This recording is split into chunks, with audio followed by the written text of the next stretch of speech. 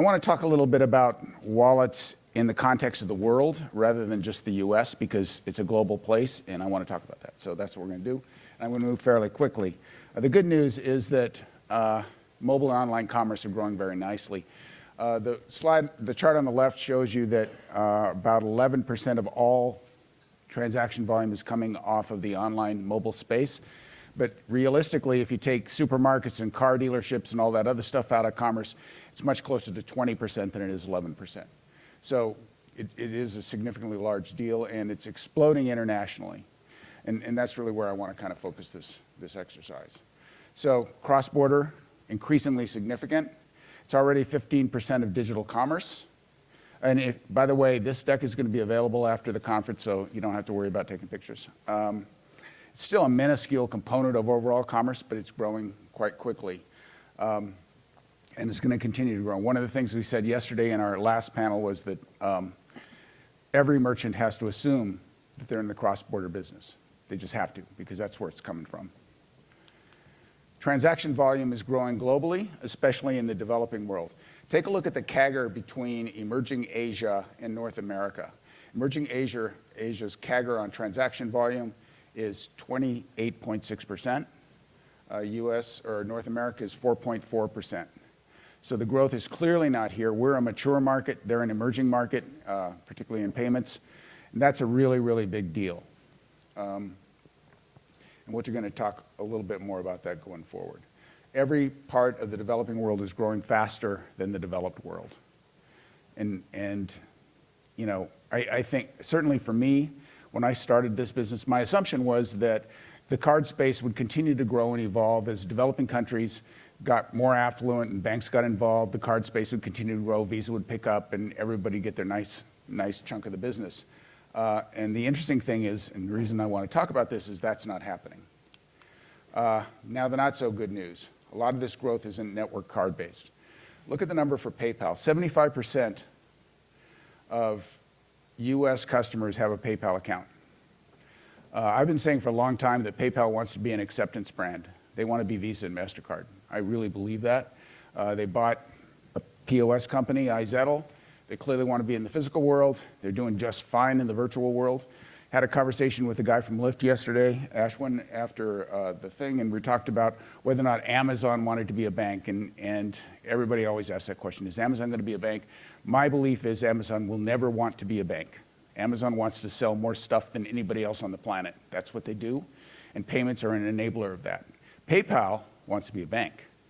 PayPal is a payments company. They want to do volume. They want to be the physical world. They want to dominate. They want to be an acceptance brand. And mobile money is exploding. Now, for those of you who don't spend a lot of time looking at the world offshore, mobile money is stuff like M-Pesa in Kenya, which is a mobile phone to mobile phone payment methodology that has taken over in the developing world, where there were no POS terminals, where the banks don't let poor people participate, where theft and crime is a big problem. Mobile money is exploding. And it's growing much faster. If you look at the CAGR on this thing, it's growing much more quickly than traditional card payments. The reason for that, the incremental cost of adopting this is zero. Everybody in a market has a smartphone or even a feature phone. In the case of M-Pesa, you don't even need a smartphone. You can do this with text messaging. So virtually everybody in the community can adopt this, and the cost of adoption is zero. Merchants turn their phones into POS terminals. Consumers turn their phones into cards. And that's the way it works. It's all over Africa. It's all over Southeast Asia, growing very, very quickly over time.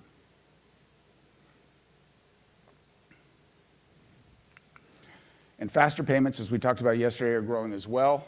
There are 39 faster payment initiatives around the world. All of these are independent of the payment schemes. So, you know, when you think about how faster payments are going to evolve, other than push to card, which is Visa Direct and MasterCard Send, all of these are non-card-based models. In Australia, which is really interesting, all of the major banks, plus their equivalent of the Federal Reserve, have created an entirely new payment platform called NPP, cleverly named New Payment Product. I'll Australians are not that clever, I guess. But the thing about it is that this is a whole new set of rails. It's not Visa rails, it's not MasterCard rails, it's their own thing. And adoption is happening very quickly because it's being mandated. And as we all know, one of the challenges we have in our country is that nothing is ever mandated. So nothing ever happens very quickly. And if it does happen, it's chaotic. EMV is enough for that. So then you got China. There are currently 1 billion Chinese citizens on WeChat, which is, you know, it sounds like it's a chat platform. It's really not. The way China's internet works is that everything is in the app.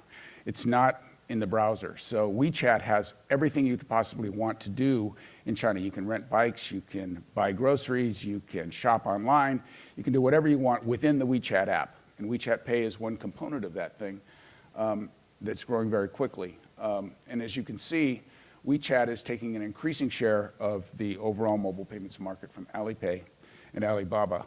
Alibaba, as I mentioned yesterday, really created the idea of mobile commerce in China by creating an escrow function so that they could make online commerce safe in China, and then creating a payment methodology behind that because nobody has cards in China, but everybody has a bank account. So that's how this thing was created. It's growing very, very quickly. If you go to Caesar's Palace in Vegas, you'll see a giant banner in the middle of the casino that says Alipay welcome here, in Chinese, of course.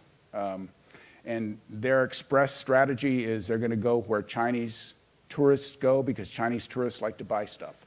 And so if you go to LA, if you go to New York, if you go to Houston, which is an interesting market, but a lot of Chinese people go there for some reason, and Vancouver, you'll see Alipay, WeChat Pay everywhere. They don't plan on coming into the US market, mainly because we have such a strong infrastructure, it'll be very difficult for them to do that. So we got stable, slow growth in developed countries, rapid growth in emerging markets. We've got new payment technologies, faster payments, and an entire market in China and also India that are doing things very, very differently. And the net result of this, network payments will fall behind non-network payments in about 10 years. Now, this is global, and I don't know about you guys, I think this is kind of a really big deal. Because what that means is that payments are becoming disaggregated, just like the internet disaggregated communities. And if you think about the model, it's exactly the same. It was, payments were monolithic because they had to be. There wasn't a lot of options. It was pretty much, you had to do what you had to do to get there. The internet was the same thing until the internet, everything was hardwired, everything was big iron sitting in offices. And then the internet broke it up and everything is split out absolutely to an absurd extreme, but everything is split out into individual communities. That's what's going to happen in payments, in my opinion. You've got the faster payment schemes, you've got the mobile money people, you've got emerging payment technologies all over the world. And those markets are growing much more quickly than the developed world. So that's I think, an interesting concept. So what does this mean? A network vision of the payments ecosystem is limiting. We have a real problem in this room, and that is that we're card-based thinkers. Okay, it's hard for us not to think about cards when we think about payments, cross-border and stuff like that. We can't conceive of that world. And the fact of the matter is that world is coming very quickly. Single-use wallets like WeChat Pay are going to overwhelm the open platforms simply because people live in apps. Apps make stuff happen. WeChat Pay is within WeChat. WeChat does everything for a Chinese customer. Wallet and mobile payments will need to be adaptable to different platforms, tender types, and acceptance protocols. So the vision of the wallet going forward, the vision of what you got to do to offer a product to someone is more than card, it's more than check, more than debit. It's you got to have Ideal in the Netherlands, you got to have WeChat, or you got to have Paytm in India. You've got to be able to accept a whole bunch of different things that you're not even thinking about at this point in time. Every player in the ecosystem needs to adapt to a new vision, which is disaggregated, regional, and permanently chaotic. This isn't great news, frankly, for a lot of us. It's good if you're a consultant because we make a lot of money trying to clarify this stuff. But you know, it is very much like the internet. And if you think about what's happened with Facebook and what's happened with the disaggregation of our communities and the challenges we have just talking to each other now without getting hostile, it's the same kind of thing. It's all splitting out into small kind of clumps of payment value. Okay, so a market can have 5 or 6 different things. In the Netherlands, Ideal is the leading payment product. It's an account-to-account model. People are perfectly comfortable giving their account numbers to whoever they talk to. In Australia with NPP, you can use your email address or your mobile phone number as a proxy for an account number, and the transaction simply happens. So none of these things have anything to do with card, and that's the challenge we have. What to do about it? Adopt a global agnostic vision of payments, regardless of current geography, platform, or tender type. This is my challenge to you guys, is the next time you have a conversation about card versus not card, and we're about ready to prove my theory here, but think beyond that. Think outside of card, because outside of card is where the world is going, in spite of the power of that. Assume that multiple payment networks will coexist in nearly every market at scale. So again, I'm going to use the Netherlands as a great example because Ideal is the dominant payment platform there. It is a bank-to-bank. It's just like Zelle, basically. About 80% of transaction volume runs on Ideal, but they still do cards. You know, what they don't do is checks because Europe has stopped that, but they do pretty much everything else. Friction is failure. Find ways to get friction out of the system. That's what everybody needs to be thinking about. We talked about fat-fingering addresses and stuff like that. You got to minimize the complexity. There's something going on at the World Wide Web Consortium, W3C. They're creating a payment platform in the browser, okay? And what this is going to do is it's going to allow a merchant to basically pull your information out of the browser and enable payments automatically. And the merchant side of this has been built. The provider side of this is being built at this point in time. Every browser is involved. Every major payment company is involved. It's going to radically change the way that online commerce happens.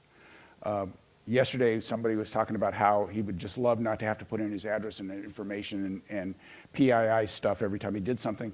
This is what this is going to do. It will automatically populate your payment stuff, and you won't have to worry about it. The other interesting thing about that is that the people who provide the payment information on that model can be your Wells Fargo Bank. You can do it straight out of your online banking app or your mobile banking app.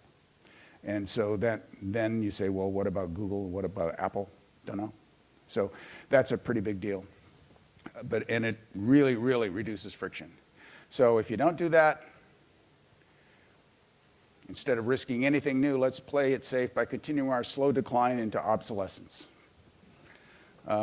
So my message is this. Don't think that the world is cards. The world of commerce and the world of mobile and the world of online is a whole lot bigger than cards, and there's a whole lot more things we've got to be thinking about very, very quickly. With that, any questions? Yeah.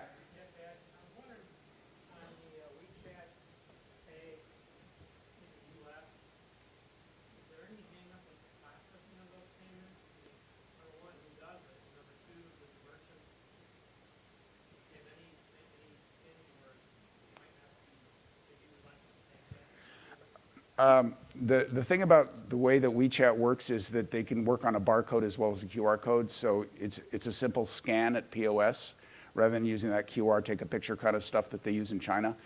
Most of the major processors are already handling WeChat and Alipay for their merchants. So it's really just a matter of calling up your processor and saying, I want to start accepting Alipay or WeChat Pay. Yes, ma'am.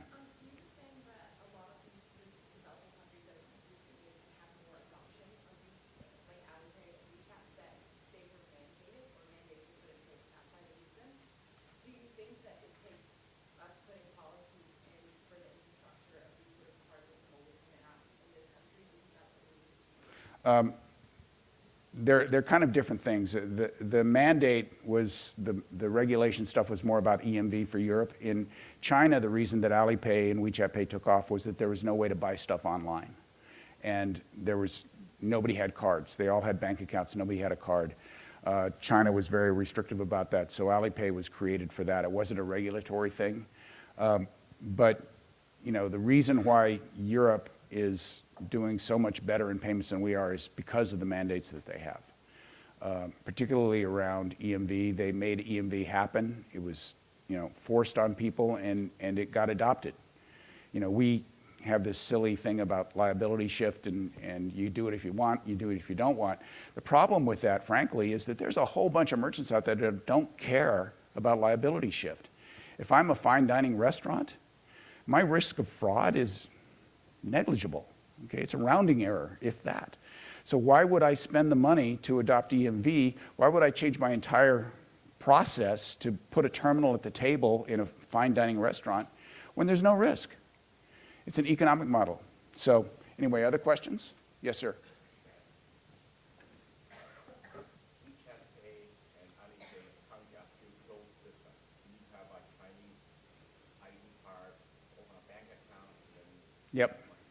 do you see development as interoperability among those systems? Well, one of the things that's happened is that EMVCo has created a standard for a QR code payment methodology. And in China, UnionPay has adopted that, and I think it's going to become there'll be a standard for QR, and I eventually think it'll be interoperable. At this point in time, there's no value to that, but WeChat is about ready to eat Alipay's lunch in terms of market share, and as soon as that happens, I think Alipay will be screaming for interoperability. And I think that's about all the time I have, so thank you very much.